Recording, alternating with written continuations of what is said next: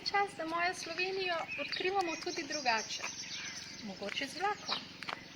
Dobrodošli na železniški postaji Bled jezero, sem lokalna vodnica Neža Volk in pozdravljam vas na mestu, kjer bi stopili, če bi z vlakom obiskali Bled. Slikovita bohinjska proga, ki povezuje Jesenice z Novo Gorico, je bila odprta leta 1906. Bila je pravi inženirski ponos takratne Avstro-Ogrske. Na njej najdemo kar 28 predorov, 65 mostov in 5 galerij. Bohinjsko progo lahko odkrivate z muzejskim vlakom.